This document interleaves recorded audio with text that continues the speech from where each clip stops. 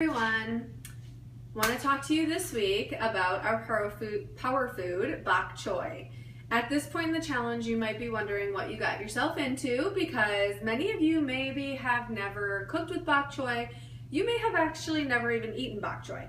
But I'm here to tell you, don't fear, bok choy is very similar to any other cabbage and can be eaten as such. So you can use it in your stir fries, you can just steam it normally and eat it with a little bit of seasoning. You can add it to soups.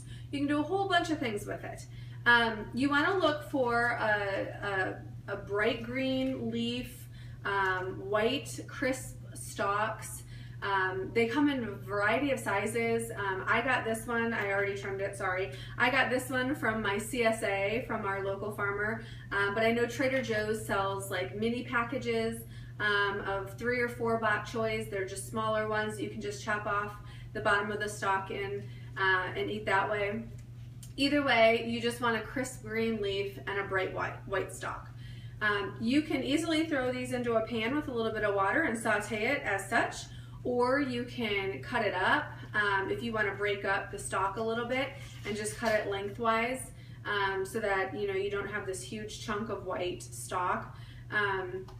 A lot of people, like I said, will add it to stir fries, saute it up. If you're going to add it to a stir fry or you're going to use a wok, something like that, you want to use an oil that can handle high temperatures. So something like coconut oil. If you use an olive oil and you try and cook at a really high heat, your oil is actually going to go rancid and burn and not be good. It starts to release chemicals. You don't want to ingest them. So stick to things like coconut oil when you are going to cook at a high heat. As I mentioned before, I think one of the recipes I posted just had bok choy with a little bit of garlic, maybe some soy sauce, tamari, liquid bregs, something like that, just to give it a little extra flavor. You could add some red pepper flakes to give it a little kick. But what I'm actually going to make for dinner tonight is a variety or a take on a tortilla, just a regular type of a taco. So I have some chicken. I had roasted the chicken in my crock pot a couple nights ago, and we ate the white meat with some root vegetables that I roasted with it, and then I usually will break apart the carcass and save all of the dark meat for a later dinner, and then throw all the bones back into the crock pot with some water and veggies and make a broth. So this is the leftover dark meat. It's already been cooked, so I'm just going to be reheating it, and I'm going to reheat it with a can of black beans.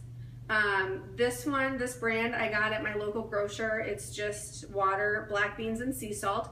Anytime you're using canned beans, you want to make sure you rinse them really well. Most of them have a lot of salt added to them to help keep them preserved. And so just to kind of wash away some of that sodium, you want to make sure to give them a good rinse. And then I'm going to take my bok choy, and instead of eating the full leaf, I'm actually going to slice down the center, as I mentioned, just to kind of break up that stalk a little bit. And I'm going to slice in thin slices on an angle, just kind of like a julienne. And then I'm going to add my chicken and my black beans to my saute pan. And when those seem like they're almost all the way cooked through or heated through, because again, the beans are pretty much cooked, the chicken's already pretty much cooked in my case.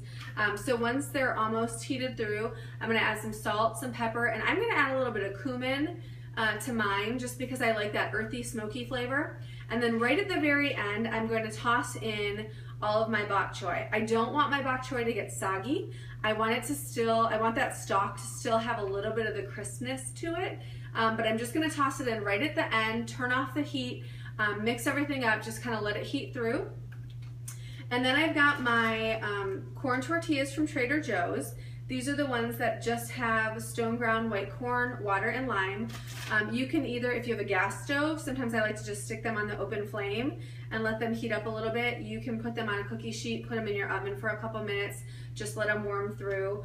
And then I am going to just take again, I haven't actually cooked it yet, but when I do cook it, I'll take my chicken, my beans, my bok choy mix, top my tortilla, and then I'm actually going to add some fresh pineapple to it. I'm not going to cook the pineapple. I'm going to keep this cold, and I'm just going to slice it up, just chop it up kind of fine, sprinkle it on top of my tortillas, wrap it up, eat it like a taco, and that's gonna be our dinner. So it's gonna be really simple. I'll probably have this done, again, because most of my ingredients were already cooked through. I'm just reheating them. I am probably gonna have dinner